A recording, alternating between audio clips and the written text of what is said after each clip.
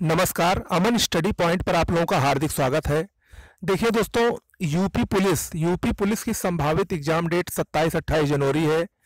तो जो लोग UP police Uttar Pradesh police सिपाही परीक्षा की तैयारी कर रहे हैं, उनके लिए अब हमारे चैनल पर आज से एक प्रोग्राम शुरू होने वाला है। इसके अलावा टेस्ट सीरीज भी जल्दी ही शुरू होगी, आप लोगों को उसका नोटिफिकेशन जल्दी ही मिल जाएगा। संभवतः 12 से 13 जनवरी के बीच में टेस्ट सीरीज प्रारंभ हो सकती है। ऑथेंटिक टेस्ट सीरीज होगी नए पैटर्न के अनुसार। और उसके अलावा हमारे चैनल पर आप लोगों को जो भी अति महत्वपूर्ण जीएस और हिंदी से संबंधित जो भी अति महत्वपूर्ण जानकारियां हैं, वो हमारे चैनल पर अति महत्वपूर्ण फैक्ट है जिनकी इस परीक्षा में आने की सबसे ज़्यादा संभावनाएं हैं, वो आपको हमारे द्वारा प्रदान की जाएंगी। और अब आपको रेगुलरली दो से तीन वीडियो रेगुलरली अब आपको मिलने लगेंगे। तो आज का जो हमारा वीडियो है ये विज्ञान से संबंधित है, और इसमें मैं विज्ञान के वन लाइनर प्रश्न लेकर आया हूं। और आप सब लोग इसको जरूर देखिएगा, और इसको देखकर इसकी नोट्स एक बनाइएगा, और इसको 2-3 बार रट लेंगे तो निश्चित रूप से आपको एग्जाम में लाभ होगा। ठीक है, चलिए हम लोग शुरुआत करते हैं। देखिए, पहला पॉइंट है, प्रोटीन की रचना 20 अमीनो अम्लों के संयोग से होती है। बहुत ही इंपॉर्टेंट है। प्रोटीन जो कि हमारे शरीर में पोषण के लिए अत्यंत आवश्यक होते हैं, और ऊतकों का निर्माण प्रोटीन से ही हमारे शरीर में होता है। उसकी रचना कितने अम्लों से होती है? 20 अमीनो अम्लों के संयोग से होती है। ठीक है, फिर अगला पॉइंट है, प्रोटीन शरीर के पोषण के लिए अत्यंत आवश्यक होते हैं। प्रोटीन जो है, हमने अभी आपको बताया कि वो ऊतकों के निर्माण के लिए, शरीर के टूटे फूटे अंगों की मरम्मत के लिए एवं शरीर के पोषण के लिए अत्यंत आवश्यक होते हैं। अगला है, एंजाइम प्रमुख रूप से प्रोटीन होते हैं। जो एंजाइम होते हैं उनको हम प्रोटीन ही कहते हैं, और वो प्रमुख रूप से प्रोटीन ही होते हैं। अगला है, एंजाइम की खोज सर्वप्रथम जर्मन वैज्ञानिक कुहने ने की थी। एंजाइम की खोज, अगर ये ऐसा प्रश्न आता है कि एंजाइम की खोज किसने की, तो एंजाइम की खोज कुहने ने की थी। ठीक है, चलिए अब आगे देखते हैं। पित्त हल्के पीले रंग का क्षारीय तरल होता है या क्षारीय द्रव होता है। इसका पीएच मान कितना होता है? 7.6 से 8.6 के बीच। और हमने आपको पहले भी बताया है कि जिसका पीएच मान 7 से अधिक होता है वो क्षारीय होता है, जिसका 7 से कम होता है वो अम्लीय होता है, और जिसका 7 होता है वो उदासीन होता है। जैसे जल का पीएच मान एग्जैक्ट 7 होता है। ठीक है, तो पित्त का जो है ये पीएच मान 7.6 से 8.6 होता है। पित्त हल्के पीले रंग का क्षारीय द्रव है, और यह यकृत में बनता है। मोस्ट इंपॉर्टेंट है, पित्त का निर्माण यकृत में होता है, लेकिन ये इकट्ठा कहाँ होता है? ये इकट्ठा होता है पित्ताशय में, गाल ब्लैडर में। ओके, चलिए अगला है, यूरिया का संश्लेषण यकृत में होता है। मोस्ट इंपॉर्टेंट प्रश्न है, ये काफी बार एग्जाम में आ चुका है। यूरिया का संश्लेषण कहाँ होता है? यूरिया यकृत में ही पाया जाता है। ठीक है, लीवर या यकृत में। अगला है, सब्जियां जल्दी खराब हो जाती हैं क्योंकि उनमें जल की अधिक मात्रा होती है। सब्जियां जल्दी खराब होने का क्या कारण है? उसमें जल की मात्रा का अधिक होना। ठीक है, चलिए अगला पॉइंट है, सोयाबीन और मूंगफली मुख्यतः प्रोटीन के सबसे समृद्ध ज्ञात स्रोत हैं। प्रोटीन के सबसे समृद्ध स्रोत सोयाबीन और मूंगफली। और इसमें भी अगर बात की जाए तो सबसे ज्यादा प्रोटीन की मात्रा किसमें होती है? प्रोटीन की सबसे ज्यादा मात्रा सोयाबीन में पाई जाती है, और उसके बाद मूंगफली में पाई जाती है। और ध्यान रखिएगा, मूंगफली और सोयाबीन दोनों में प्रोटीन के अलावा कार्बोहाइड्रेट भी पाया जाता है। ठीक है, चलिए अगला है, किरेटिन एक रेशेदार प्रोटीन है। किरेटिन एक रेशेदार प्रोटीन है। इसके दो भाग, ये अल्फा किरेटिन भी होती है, बीटा किरेटिन भी होती है। यह प्रोटीन बाल, नाखून, सींग और ऊन इत्यादि में पाया जाता है। मोस्ट इंपॉर्टेंट प्रश्न ये भी है कि प्रश्न ऐसे पूछता है कि हमारे बालों में कौन सी प्रोटीन पाई जाती है? अल्फा किरेटिन या किरेटिन दे दिया तो आप लोग क्या जानेंगे? किरेटिन नामक प्रोटीन बालों में, नाखूनों में, हमारे सींगों में, जो गाय जानवरों की सींग होती है या जानवरों के जो खुर होते हैं या जो ऊन होता है, उन सब में कौन सी प्रोटीन पाई जाती है? किरेटिन प्रोटीन पाई जाती है। फिर अगला पॉइंट है, नींबू में सिट्रिक अम्ल की मात्रा लगभग 5 से 6% होती है। यहां पर सबसे पहले ये आप लोग जान लीजिए कि नींबू में कौन सा अम्ल पाया जाता है? सिट्रिक या साइट्रिक एसिड। ठीक है, जिसके कारण इसका स्वाद खट्टा होता है। तो अगर प्रश्न आ जाए कि नींबू का स्वाद खट्टा किसके कारण होता है, तो साइट्रिक एसिड के कारण, साइट्रिक अम्ल के कारण। अगला है नींबू में विटामिन सी प्रचुर मात्रा में पाया जाता है। विटामिन सी नींबू में प्रचुर मात्रा में पाया जाता है। अगला पॉइंट है लार। जो मानव की लार होती है ये हल्की अम्लीय होती है। लार कैसी होती है? अम्लीय। अम्लीय होती है तो इसका पीएच मान कितना होगा? 7 से कम होगा।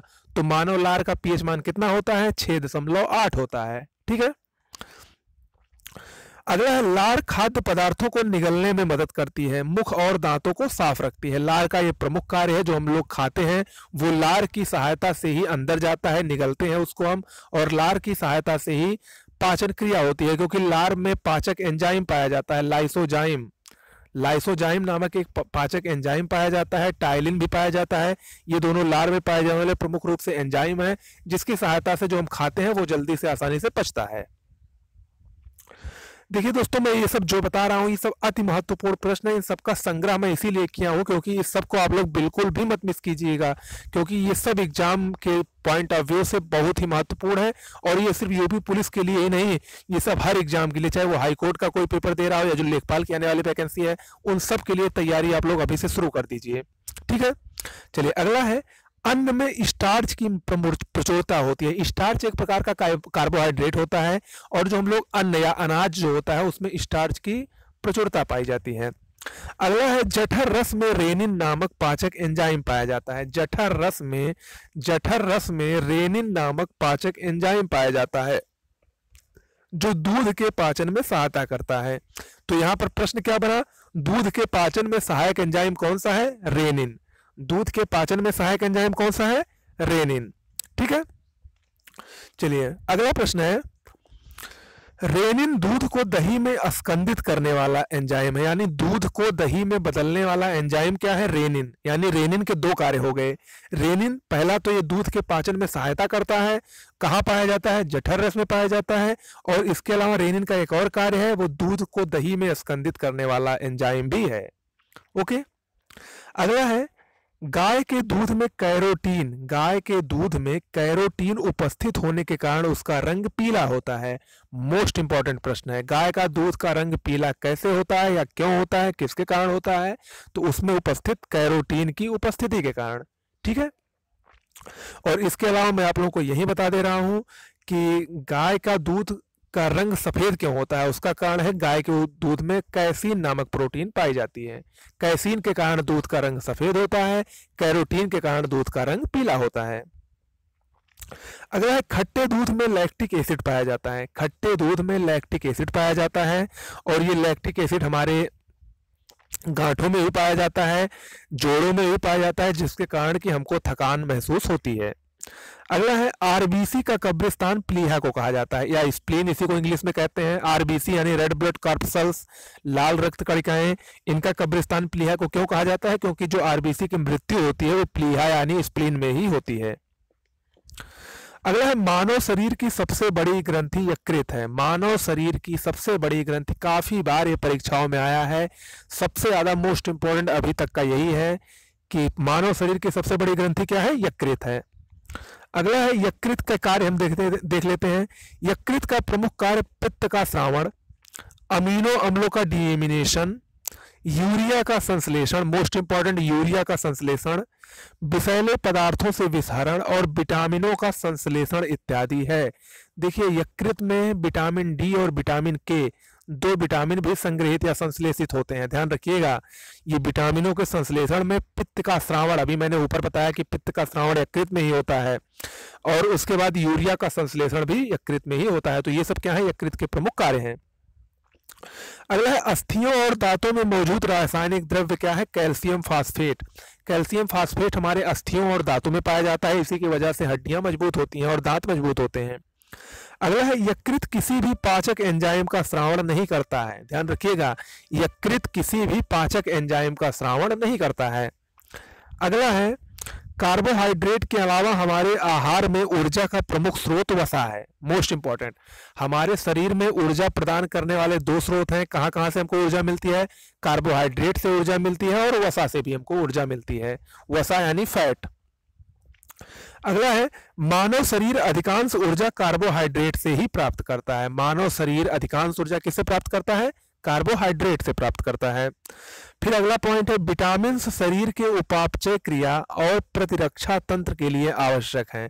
विटामिन हमारे शरीर में किसके लिए आवश्यक है? उपापचय क्रियाओं के अच्छे संयोजन के लिए या उसको सुचारू रूप से चलाने के लिए, और प्रतिरक्षा तंत्र के लिए। प्रतिरक्षा यानी हमारे रोगों से बचाव के लिए भी विटामिन की आवश्यकता होती है। अगला लैक्टोज दूध में पाई जाने वाली शर्करा है। लैक्टोज कहाँ पाई जाती है? दूध में पाई जाती है, और लैक्टोज एक प्रकार का कार्बोहाइड्रेट है। शर्करा का मतलब आप लोग जान लीजिएगा कार्बोहाइड्रेट से है, ठीक है। जबकि माल्टोज शर्करा को अनाज से प्राप्त किया जाता है। तो यहाँ पर मोस्ट इंपॉर्टेंट दो प्रश्न बने, लैक्टोज कहाँ मिलता है? दूध में मिलता है। और माल्टोज कहाँ मिलता है? अनाजों में मिलता है, ठीक है। चलिए अगला है यकृत विटामिन के का संश्लेषण करता है। मैंने भी ऊपर आपको बताया था यकृत विटामिन के का संश्लेषण करता है। और विटामिन के क्या है? विटामिन के का कार्य क्या है? विटामिन के खून का स्कंदन करने में सहायता करता है। खून के स्कंदन में विटामिन टी सहायता करता है, ठीक है। अगला है नाइट्रोजन प्रोटीन का अनिवार्य घटक होता है। प्रोटीन का नाइट्रोजन, यहां से इसको अगले पॉइंट में देखिए, प्रोटीन में कौन कौन से आणविक यौगिक होते हैं, प्रोटीन के कौन कौन से प्रमुख रूप से घटक हैं, या प्रोटीन किससे मिलकर बनी होती है।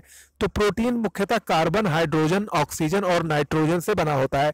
ध्यान रखिएगा कि जो कार्बोहाइड्रेट है वो सिर्फ कार्बन, हाइड्रोजन और ऑक्सीजन से मिलकर बनी होती है, जबकि प्रोटीन में नाइट्रोजन भी होता है। ध्यान रखिएगा, ये प्रश्न काफी बार आ चुका है कि नाइट्रोजन युक्त यौगिक इसमें से कौन है, मतलब किसमें नाइट्रोजन इसमें मिला रहता है। तो चारों ऑप्शन दे देगा, वसा, खनिज लवण, ये तो इसमें आप लोग जान जाइएगा, इसमें सिर्फ क्या प्रोटीन में नाइट्रोजन पाया जाता है।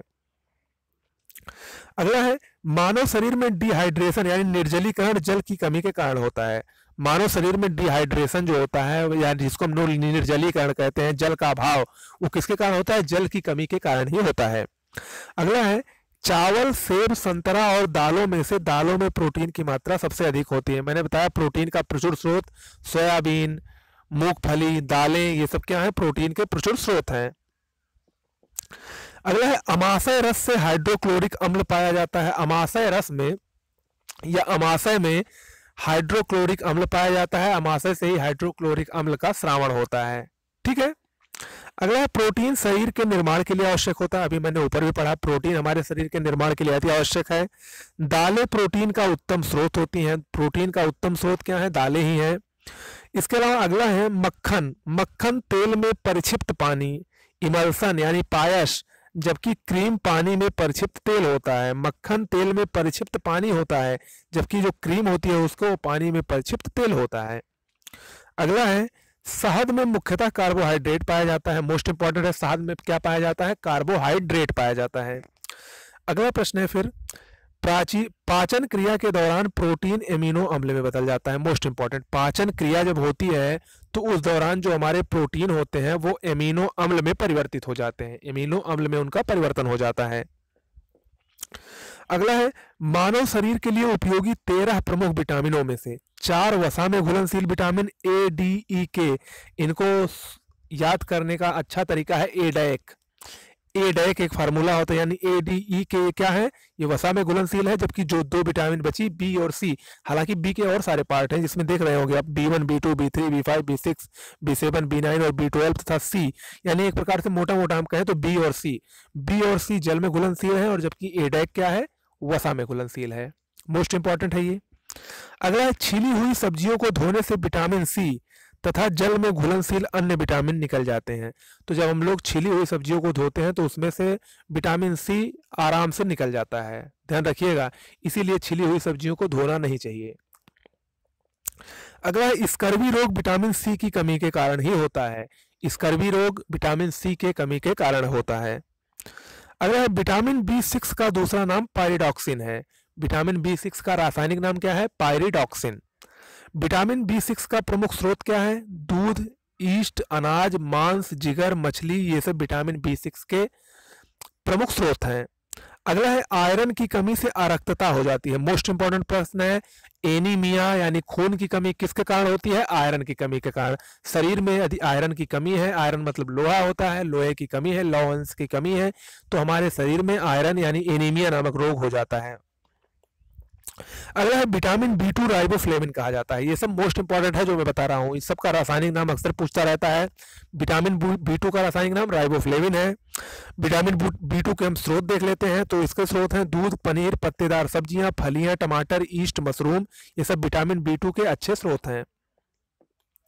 अगला है प्रातःकालीन धूप से मानव शरीर में विटामिन डी उत्पन्न होता है। ध्यान रखिएगा, विटामिन डी का सबसे प्रमुख स्रोत है सूर्य की किरणें। सूर्य की किरणों में ही विटामिन डी पाया जाता है। चलिए अगला है विटामिन डी का रासायनिक नाम क्या है। विटामिन डी का रासायनिक नाम कैल्सीफेरॉल है। यह वसा में विलेय विटामिन है। मैं आपको बताया था ADE के एडेक। एडेक क्या है, वसा में विलेय है, और बाकी जो दो बचे बी और सी ये जल में विलेय हैं। विटामिन डी कैल्शियम के अवशोषण में सहायक है, जिससे हड्डियां मजबूत बनती हैं। ध्यान रखिएगा, विटामिन डी कैल्शियम के अवशोषण में सहायक है, और विटामिन डी की कमी से ही अस्थि रोग होता है। ध्यान रखिएगा, यानी विटामिन डी बहुत ही आवश्यक है, इससे हमारी अस्थियां मजबूत होती हैं। अगला है विटामिन डी की कमी से बच्चों में रिकेट्स और प्रौढ़ों में ऑस्टियोमलेशिया नामक रोग हो जाता है। वही रोग है ये, रिकेट्स को सूखा रोग कहा जाता है, और ऑस्टियोमलेशिया ये अस्थि संबंधी रोग ही है। अगला रिकेट्स को सूखा रोग वही है, मैंने बताया। फिर अगला पॉइंट है विटामिन डी मक्खन, घी, अंडे, मछली के तेल आदि में पर्याप्त मात्रा में पाया जाता है। लेकिन आप लोग एक बात ध्यान दे लीजिए कि विटामिन डी की सर्वाधिक मात्रा, सबसे प्रमुख स्रोत विटामिन डी का सूर्य की किरणें ही है। अतः जो लड़के हैं और लड़कियां, लड़के तो खैर बैठते हैं, लेकिन कुछ ऐसा देखने में आता है कि जो लड़कियां होती हैं वो थोड़ा धूप में जाने से बचती हैं, तो उनको भी थोड़ा बहुत विटामिन डी की उचित मात्रा चाहिए, और उनको भी लेना चाहिए थोड़ी देर धूप। और इसके अलावा भी देखिए, मक्खन, घी, अंडे और मछली के तेल में भी विटामिन डी पाया जाता है, लेकिन सबसे प्रमुख स्रोत क्या है, वो सूर्य की किरणें ही है। फिर अगला पॉइंट है तंबाकू में निकोटीन पाया जाता है। मोस्ट इंपॉर्टेंट है, तंबाकू में निकोटीन पाया जाता है। अगला है विटामिन सी का रासायनिक नाम एस्कॉर्बिक एसिड है। विटामिन सी का रासायनिक नाम क्या है, एस्कॉर्बिक एसिड है। यह जल में विलेय विटामिन है। जल में विटामिन विलेय है। मैंने आपको बताया था कि बी और सी ये जल में विलेय है, बाकी ADE के एडेक क्या है, ये वसा में घुलनशील विटामिन है। अगला है सिट्रस फल, यानी जो खट्टे फल होते हैं, नींबू, संतरा, मौसमी, इसके अलावा आंवला, टमाटर, पत्तेदार सब्जियां आदि विटामिन सी के प्रमुख स्रोत हैं। मोस्ट इंपॉर्टेंट है। अगला विटामिन B1 की कमी से बेरी बेरी नामक रोग होता है। विटामिन B1 की कमी से बेरी बेरी नामक रोग होता है। विटामिन B12 का दूसरा नाम या विटामिन B12 का रासायनिक नाम साइनोकोबाल्बिन है। मोस्ट इंपॉर्टेंट है, विटामिन B12 सबसे ज्यादा पूछा जाने वाला विटामिन है। विटामिन B12 का रासायनिक नाम साइनोकोबाल्बिन है, और इसमें कोबाल्ट भी पाया जाता है। विटामिन B12 का प्रमुख घटक क्या है, कोबाल्ट है। अगला विटामिन ए का रासायनिक नाम रेटिनाल है। मोस्ट इंपॉर्टेंट, विटामिन ए का रासायनिक नाम रेटिनाल है। मानव शरीर में यह संक्रमण रोकने में मदद करता है। ठीक है। अगला पॉइंट है गाजर में विटामिन ए प्रचुर मात्रा में पाया जाता है। मोस्ट इंपॉर्टेंट है, गाजर में विटामिन ए की मात्रा प्रचुरता से पाई जाती है। प्रचुरता से विटामिन ए किसमें पाया जाता है, गाजर में पाया जाता है। इसके अलावा विटामिन ए की कमी से कौन सा रोग होता है, तो मोस्ट इंपॉर्टेंट ये भी है, अभी TET के पेपर में आया है, शिक्षक भर्ती वाला जो पेपर हुआ। विटामिन ए की कमी के कारण रतौंधी और जीरोप्थैल्मिया नामक रोग होता है। विटामिन ए की कमी से रतौंधी और जीरोप्थैल्मिया रोग होता है। रतौंधी ऐसा रोग है, दोनों रोग में ऐसा होता है, देखिए जो रतौंधी होती है इसमें हम लोगों को दिन में तो दिखाई पड़ता है, लेकिन रात में नहीं दिखाई पड़ता है, ध्यान दीजिएगा। तो ये नेत्र संबंधी रोग है। अगर विटामिन ई का प्रमुख स्रोत तेल, गेहूं, अंडों की जर्दी और सोयाबीन है। विटामिन ई का प्रमुख स्रोत क्या है, तेल, गेहूं, अंडों की जर्दी और सोयाबीन। विटामिन ई की कमी से जनन क्षमता में कमी, जननांग और पेशियां कमजोर हो जाती हैं। जननांग, पेशियां कमजोर होना और जनन क्षमता में कमी, ये विटामिन ई की कमी से ही होता है। और ध्यान रखिएगा, विटामिन ई को ब्यूटी विटामिन भी कहा जाता है। विटामिन ई को क्या कहा जाता है, ब्यूटी विटामिन। आप लोग देखते होंगे बहुत से लोग मतलब जो ये तमाम क्रीम आती हैं, इसमें सब में आप लोग अगर देखेंगे तो इनके इंग्रेडिएंट्स में आप लोग वहाँ जरूर देखते होंगे, यहाँ पर विटामिन ई हमेशा लिखा रहता है, हर क्रीम में लिखा रहता है। तो इसीलिए इसको विटामिन ई को, इसीलिए विटामिन ई का प्रमुख कार्य भी यही होता है, वो ब्यूटी जितनी क्रीमें होती हैं उस सब में ये प्रयुक्त होता है, इसीलिए इसको ब्यूटी विटामिन भी कहा जाता है। अगला विटामिन के रक्त के स्कंदन में सहायक है। इसका रासायनिक नाम फिलोक्विनोन है। विटामिन के रक्त के स्कंदन यानी थक्का जमाने में सहायक है। इसका रासायनिक नाम क्या है, फिलोक्विनोन है। Vitamin A, vitamin D, vitamin E, vitamin के वसा में घुलनशील होते हैं, मैंने ऊपर बताया है। इसके अलावा अगला है साइट्रिक एसिड, मुख्यतः साइट्रस फलों में पाया जाता है। साइट्रिक एसिड मैंने आपको बताया कि नींबू, संतरा, मौसमी, ये सब क्या है, ये सब विटामिन सी के अच्छे स्रोत हैं। अगला है मछलियों के यकृत तेल में विटामिन डी प्रचुर मात्रा में पाया जाता है। मछलियों के यकृत के तेल में विटामिन डी प्रचुर मात्रा में पाया जाता है। अगला है प्रातःकालीन धूप में मानव शरीर में विटामिन डी उत्पन्न होता है, मैं बता चुका हूँ। फिर अगला है निशांतता, मनुष्यों में विटामिन ए की कमी से होती है निशांतता यानी रतौंधी, मैं उसको भी ऊपर बता चुका हूँ। अगला है आंवला विटामिन सी का अच्छा स्रोत होता है, ये भी मैं बता चुका हूँ। और इसके अलावा सागों में मोस्ट इंपॉर्टेंट ये है, साग यानी हरी सब्जियों में सबसे अधिक पाया जाने वाला तत्व लोहा यानी आयरन है। तो लौह तत्व सबसे ज्यादा किसमें पाया जाता है, पालक में, यानी सागों में, चाहे जिसका साग हो सबसे ज्यादा उसमें लौह तत्व की मात्रा पाई जाती है। तो दोस्तों ये हुआ आज का हमारा विज्ञान का वन लाइनर पोर्शन, और उम्मीद कर रहे हैं कि आप लोगों को ये अच्छा लगा होगा। अच्छा लगा हो तो कमेंट बॉक्स में लिखकर जरूर बताइएगा, और इसके अलावा कोई अच्छा सुझाव हो, आप लोग कुछ और देना चाहते हो, कुछ और पढ़ना चाहते हो, तो उसको भी जरूर बताइएगा। मिलते हैं अगले वीडियो में। वीडियो अच्छा लगा हो तो हमारे चैनल को सब्सक्राइब करना ना भूलें, जिससे आगे आने वाले वीडियोज की आपको नोटिफिकेशन सबसे पहले मिलते रहे। ठीक है, धन्यवाद।